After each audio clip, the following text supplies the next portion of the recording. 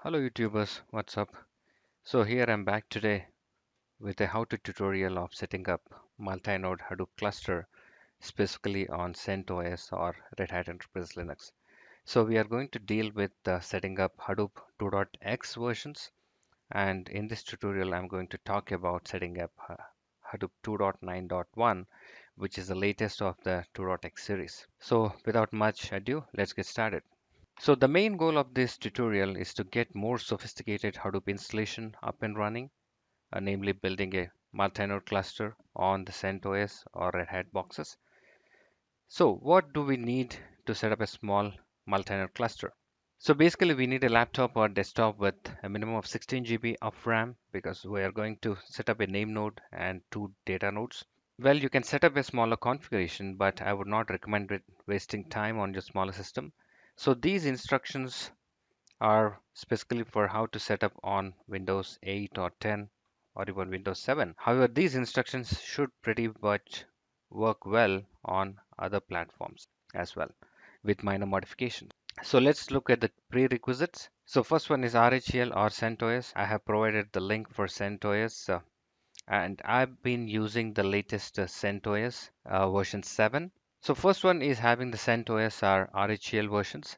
So I'm going to use the latest CentOS 7 version, and which can be downloaded from centos.org/download, and you can go ahead and download the DVD ISO.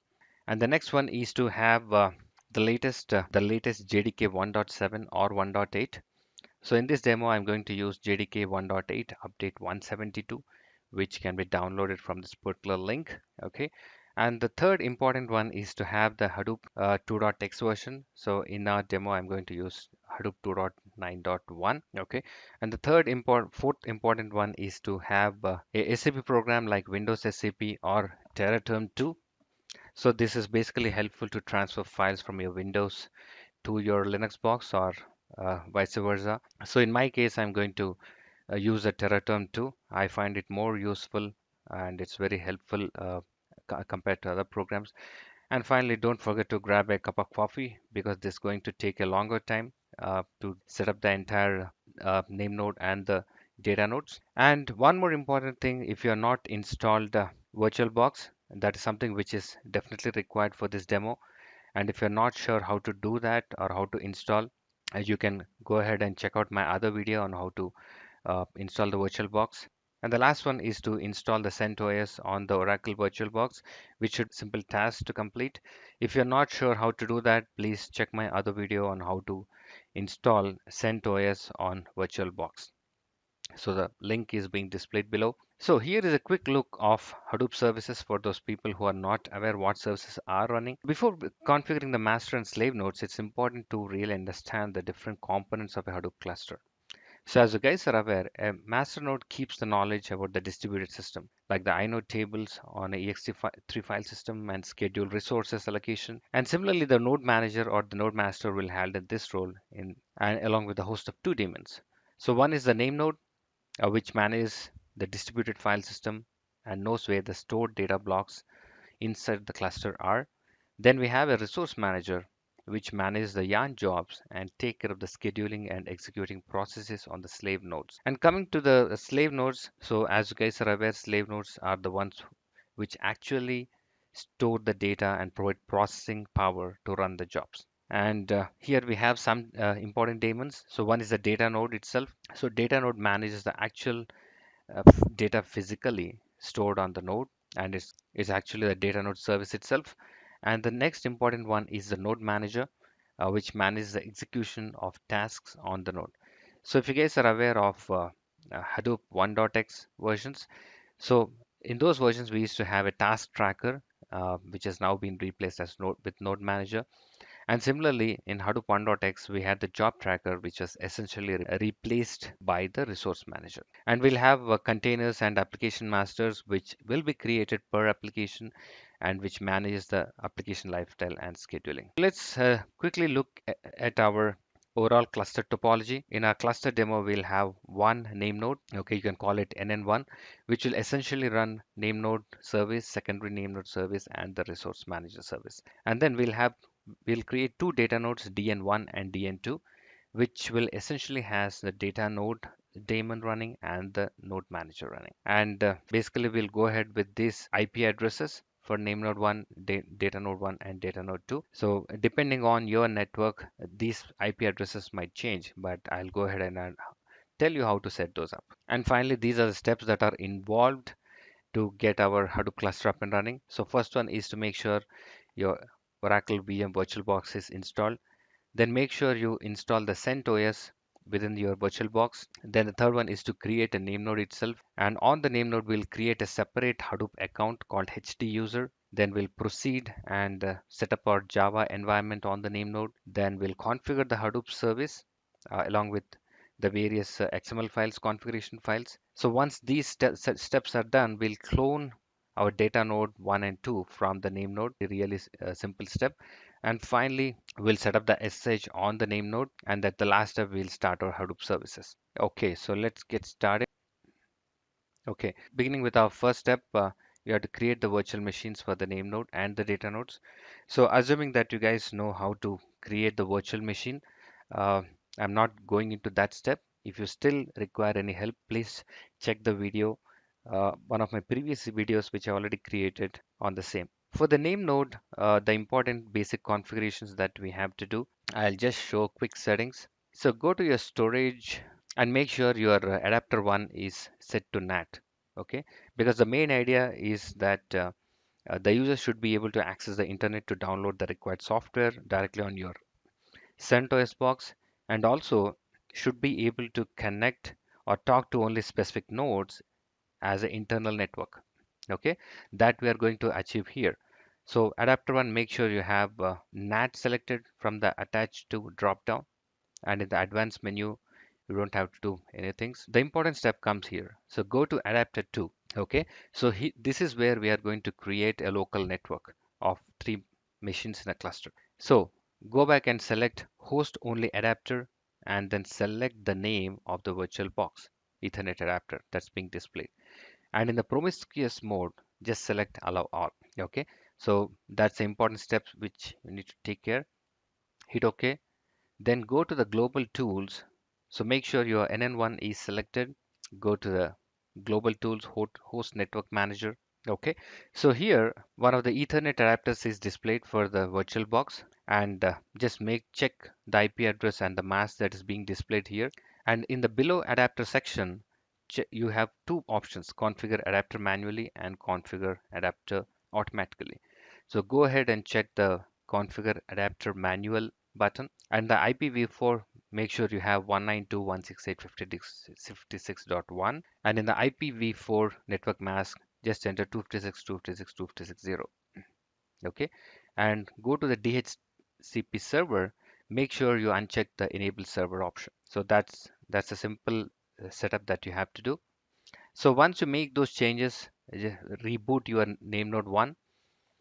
So here I have my name node 1 up and running, and I've logged in as root. Okay, so the idea of having a network, internal network, is to make sure that you will be able to ping that IP from your Windows host as well. Okay, so I have ifconfig here, and so basically what I'll do is I'll go ahead and configure my ENP0S8. Somehow the IP is not shown here. So generally the IP is something which will be displayed here, and you should be able to ping to that IP from your Windows command line. So let's go ahead and configure that quickly. So go ahead and open etc sysconfig network scripts ifcfg enp0s8. So here make sure you make a copy of a couple of these. Okay, so type ethernet on boot equal to S. So copy the device line, put nm control equal to no, boot proto static, IP address 192.168.56.1.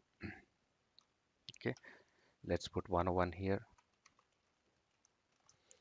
Net mask 255.255.255.0. Gateway. 92168.0.1. So make sure to comment out all the previous lines in this particular file. So once this is done, make sure to write out the file. So also let's go ahead and make some changes in the etc hosts file. So essentially what we are trying to do is we are putting this IP of name node 1 and the two data nodes that are going to come up in a short while and set up networking between those two virtual machines. Okay, so first thing is to remove this line 127.0.0.1 localhost from this host file. So the Hadoop software, it starts the name node with the node name as localhost instead of NN1 from this file, which will prevent the nodes from communicating with each other. So there's a small but important steps. Put the IP addresses 56.101. Let's call it name node 1. This is DN1. This is DN2. Go ahead and write out the file. So let's quickly check our network file as well. So in this file, let's go ahead and add some lines. Let's say networking equal to S and host name equal to NN1. Go ahead and make changes to our etc host name. Okay, so this is fine, NN1. Now go ahead and let's restart our network. Okay, so our network has come up. Let's check our host name here. Let's ping our host name 56.101. Okay, so we are able to ping our host name. Let's ping our, sorry, we are able to ping our IP address. Let's ping our host name. So this looks perfect. Okay, so now once you execute the ifconfig and in the enp0s8, you will be able to see the IP address that we have configured. So let's take this and from our Windows command line, let's see if we'll be able to ping that. Okay, 192.168.56.101. Okay, so as you can see from our Windows, we are able to successfully ping this cluster IP address. So far so good. Next important step is to create a specific group for Hadoop. So generally it's a good idea to have a dedicated Hadoop user for running the Hadoop. While that's not required, it's recommended because it helps to separate the Hadoop installation from other software applications and user accounts which are running on the same machine, right? Just think about security, permissions, backups that are going to be much easier. Okay, let's go ahead and add a group here as root. So first let's go ahead and add a group for Hadoop. Group add and the group name is Hadoop. Now go ahead and add the user by user add command -g, the group name and the username. So as I said, the user we are going to use is HD user. And now go ahead and set the password for the HD user.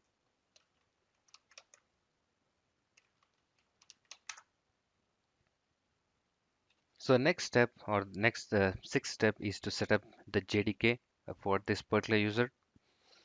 So as I said before, I've tested this with JDK 7 and JDK 8, so they should work, but I've not tested with JDK 9 or 10. As you can see here, I have downloaded the latest Hadoop 2.9.1.tar and JDK 8 update 172 x64-bit tar file. Or your name node is already connected to internet using NAT, you should be able to directly download from within your virtual machine, or you can download it on Windows and upload them to your VirtualBox. So for this purpose, we are going to use the Terraterm or the WinSCP. Okay, so give the virtual machine IP address. So as you can see from my Windows, I'm able to log in to my name node 1 with the HD user. So here what I can do is go to my Terraterm file, do a SSH SCP, and I can select the file names here. Let's say JDK first, and I can give the path home HD user. And I can say send. Okay, so as you can see, we have the file here. Similarly, let's transfer our Hadoop file as well. So let's go back to our VM.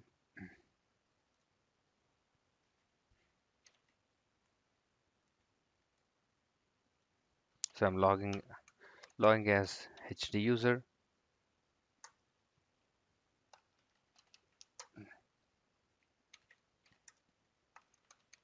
Okay, so as you can see, I have Hadoop and JDK. So let me go back and extract the JDK package. So we have extracted this in the home location of HD user. Similarly, let me also extract my Hadoop. The extraction is done for the JDK and the Hadoop as well. So first thing is I'm going to create a symlink for Hadoop. So creating a symlink has a lot of advantages because you don't have to type the long names, including the version. And also in future, you'll be able to replace the folder with the next version without having to change the folder names in bunch of places. Okay. So the simple thing is create a symlink ln-s Hadoop 921 to Hadoop. Okay, so as you can see here, we have created a soft link Hadoop pointing to the actual one. So tomorrow, if you want to try out Hadoop 3 or any new version, you can just replace the extracted one with this one, and that's it. You don't have to change your paths and anything. Okay, so the next important one is to set up the Java and Hadoop environment variables in bash profile. So bash profile will be available in the home directory of HD user. So go ahead and open it. Okay, so you can also set up a couple of more Hadoop conf directory path slash sbin and $path, and finally export path. So hopefully everything is correct here. So once you write out your bash profile, just make sure to execute the source command on this file so that you'll be able to see the variables. So let's check out our Java version. So as you can see, we are able to fetch our latest Java version, Hadoop conf directory. Okay, so our things are set here. The IP address to the nodes we have mapped. Now the final step is to go back and make changes to our configuration files. So before doing that, log in as root cd opt mkdir -p dfs and name node. Similarly, create a directory called data node. So this is where data node is where your blocks will be stored or block information will be stored, and name node is where the fs and the edit log of the name node would be stored. So let's give the permission to the HD user to DFS.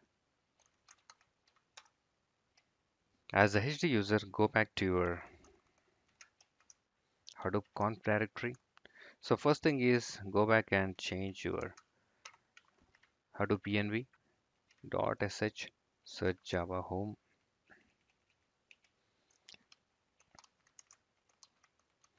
Export Java home /home user JDK 1.8.0_172. Similarly, search for log Hadoop log, export Hadoop log directory. Okay, these are the two changes you have to make in your Hadoop conf. So with this out of the way, the final four files that we have to modify are core site.xml, HDFS site, mapred site, and yarn site.xml. Okay, so let's go ahead and modify our core site.xml. Go to the next property, name dfs.permissions, name value is false.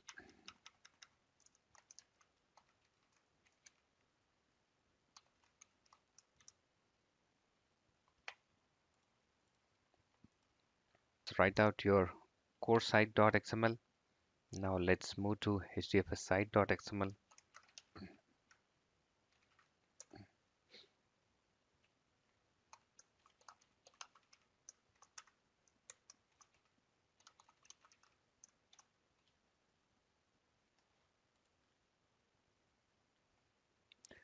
So here we'll make 3 copies of the property.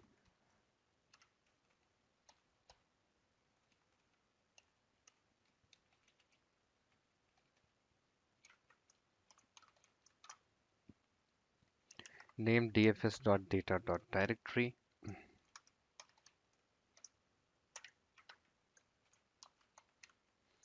Value. Put the path of the directory which you have created in OPT.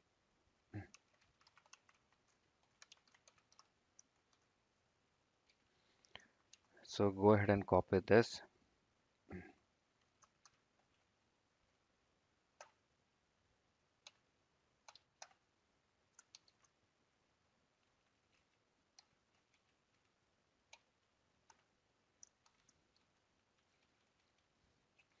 So make the change to the next property as dfs.nameNode.name.directory and point it to the name node location in the OPT. And the final property is dfs.replication. So as we are going to run 2 data nodes, we are going to set the replication value as 2. Going to open the yarn site as well. Oops, sorry.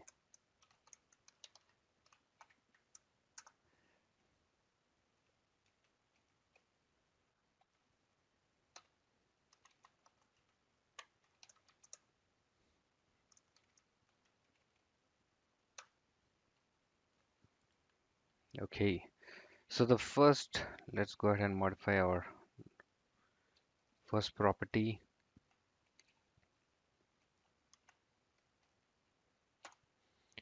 Yarn dot node manager dot auxiliary hyphen services map reduce underscore shuffle. So there's a value of the node manager. So next is yarn dot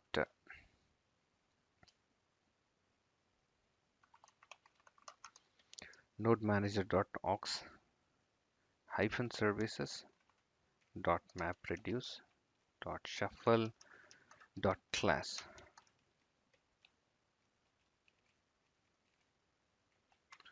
and the value is org dot sorry g Hadoop mapred shuffle handler.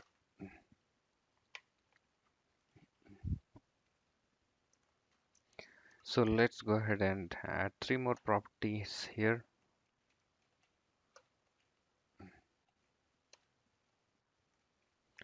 And the third one is the resource manager address.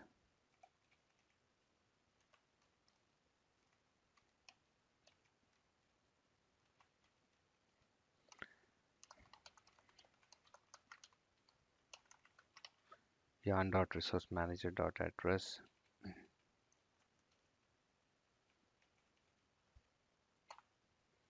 NN1 8032.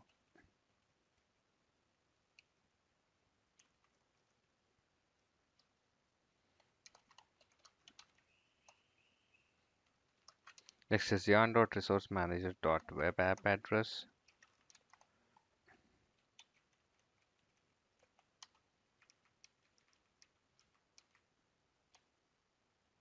This would be NN1 8088.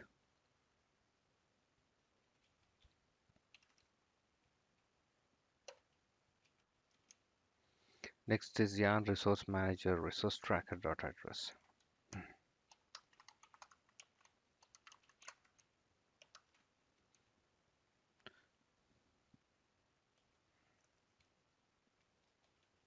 So that is NN1 and port 8031.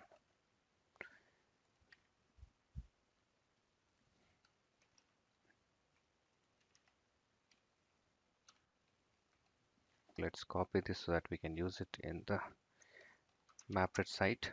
Okay, so make a copy of the mapred site dot template dot xml. Open it up.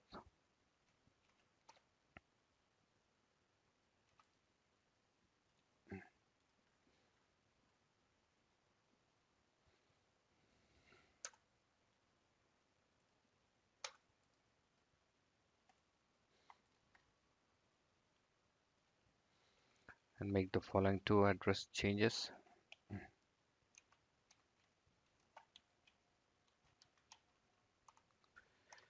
Map reduce dot job tracker dot address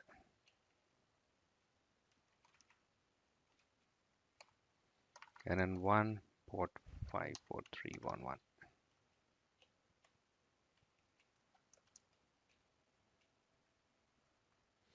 And finally map reduce dot framework dot name.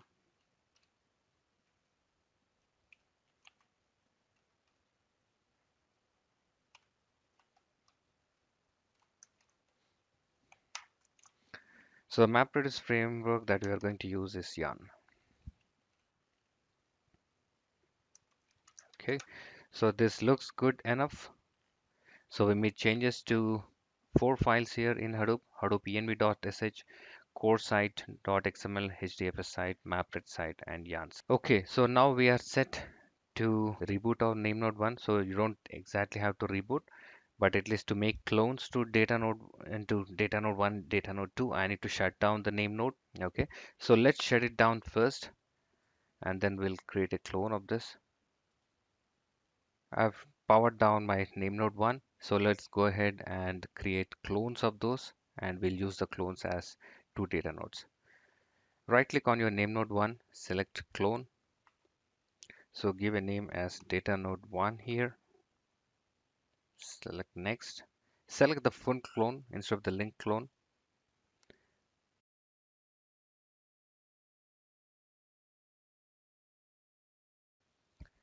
Okay, as you can see, we are able to create a clone of name node 1. Okay, so now let's go ahead and clone the data node 1 to data node 2. So also select full clone here.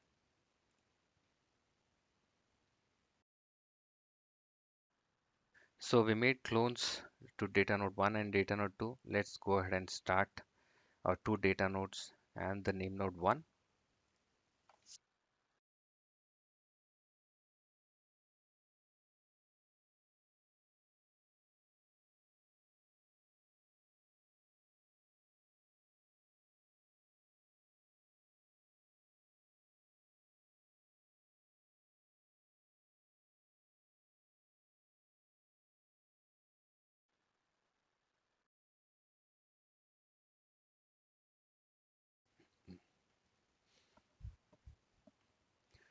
So let's go to data node 1.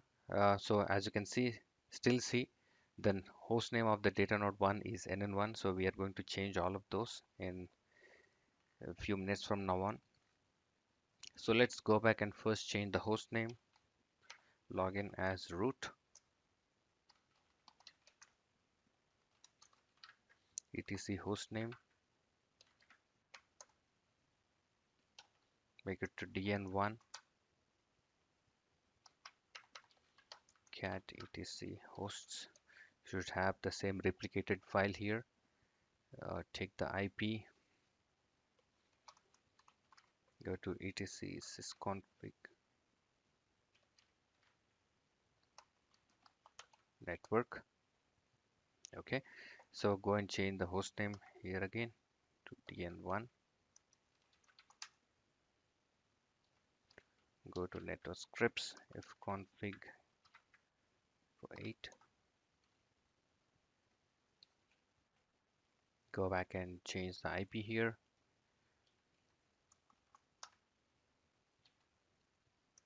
That's it. Restart your service, network service.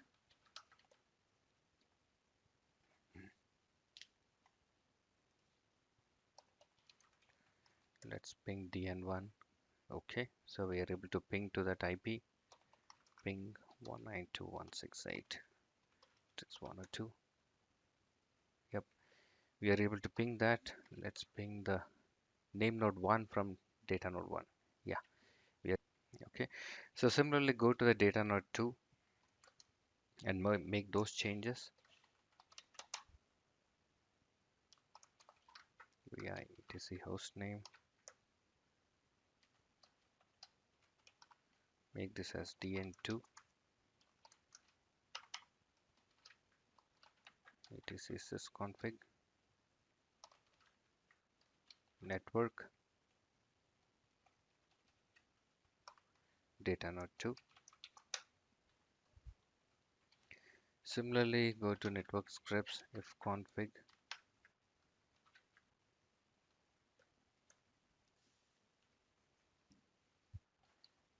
make changes to the IP, make it 3.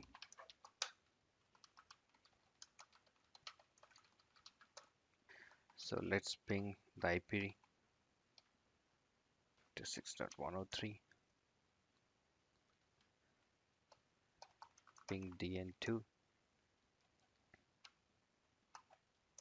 Let, let's ping name node 1. Okay, it's cool.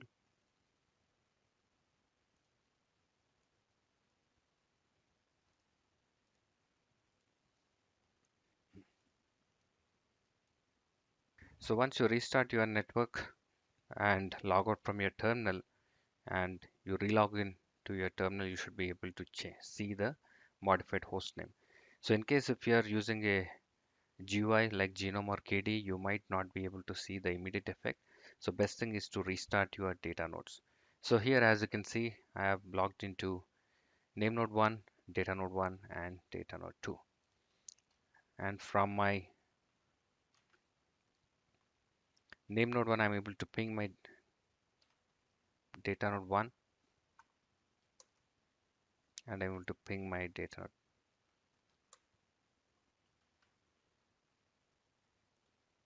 So similarly, let's see if we are able to ping from the Windows. Okay, so that's good. We are able to ping the cluster IP addresses through from Windows as well. Let's close this out. Okay, so now comes the important part here. So go back to your name node 1 and we are going to set up SSH. So SSH setup is required to enable the nodes to talk to each other without having to enter or provide a password each time. And SSH uses standard cryptography, and Hadoop relies on keys with no passphrases. So it's very important to generate keys on each node and then copy to other nodes using SSH copy ID. So there are working examples of doing this. However, we'll do that step in this demo. So make sure to log in as HD user. So invoke SSH keygen.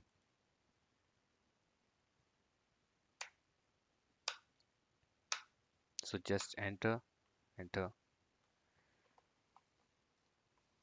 So next step is to copy this generated key, SSH copy ID -I dot SSH dot ID RSA pub. Sorry, ID RSA pub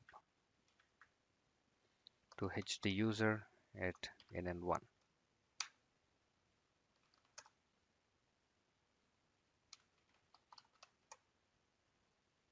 Okay, so now we have added our SSH key to this name node.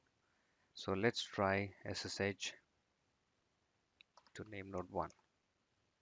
Okay, so we are able to log in without giving any password. Let's copy that same to data node 1.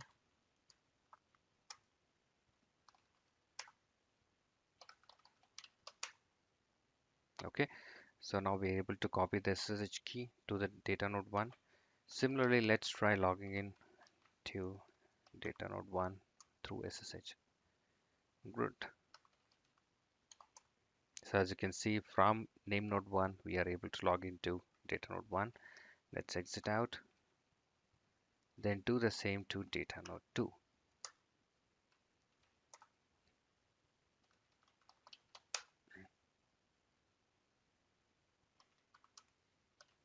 Such as the user at data node 2. Okay, so we are able to log into data node 2 as well without any issues. So we are set with our SSH.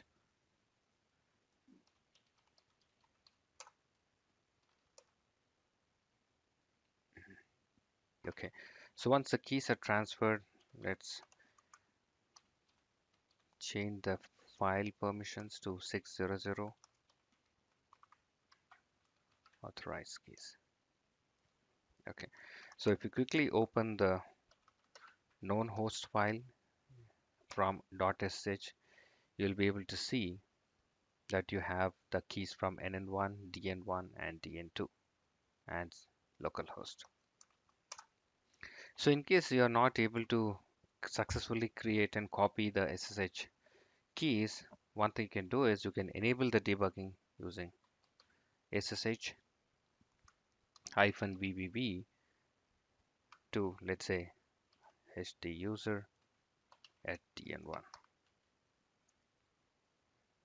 Okay, so you'll be able to give the password and see what's the issue that's going on here.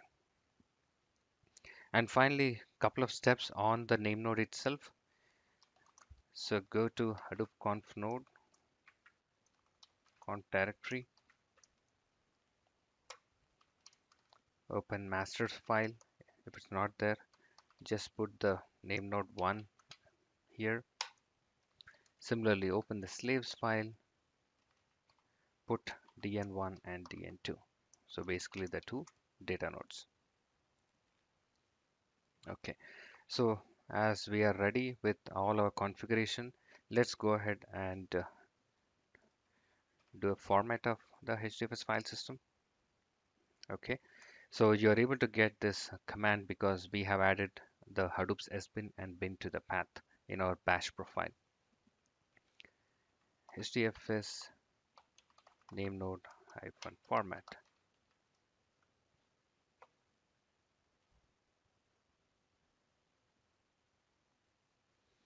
Okay, so there were some mistakes in my mapped site.xml. Let's correct that.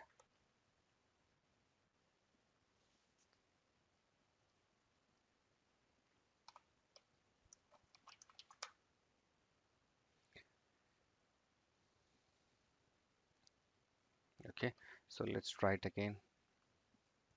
So let's format the file system using HDFS name node hyphen format command.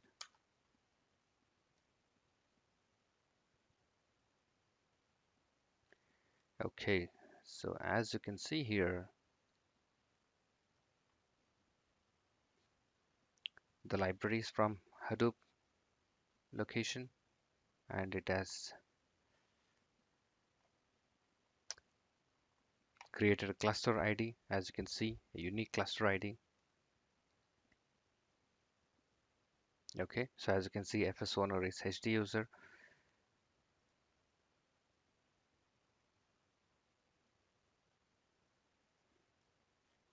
Okay, so one thing what we can do is,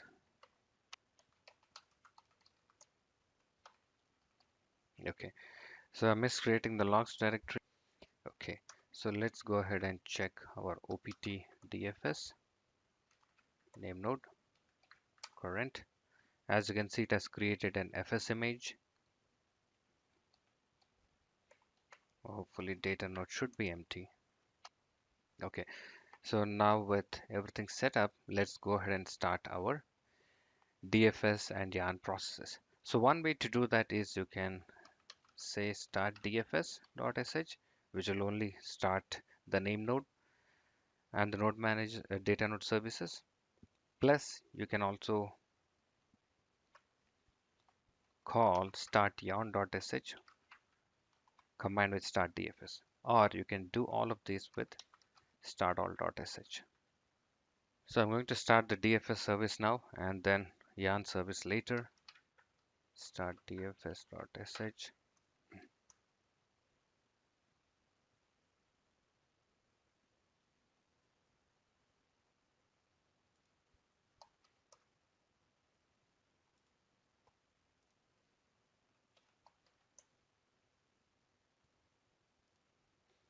Okay, as you can see, the data node services are running on two data nodes and the name node service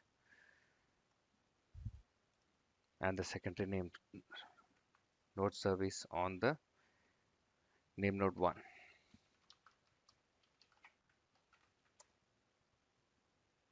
Let's start the yarn process as well. So as you can see, we have started the yarn process, namely the resource managers and the node managers.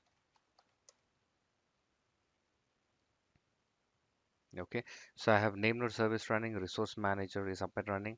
So my secondary name service is still getting up.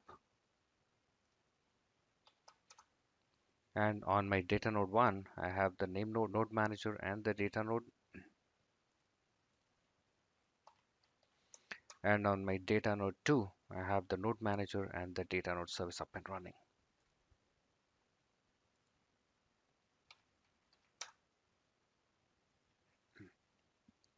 Okay, so finally, here it is, folks. We have successfully configured Hadoop 2.9.1 on CentOS. So you should be able to push files into your HDFS and also execute your MapReduce programs. So if you like this video, please subscribe to my channel and keep watching for more upcoming videos. Thanks, folks. If you have any questions, don't hesitate to ping me back or send your comments. Thank you.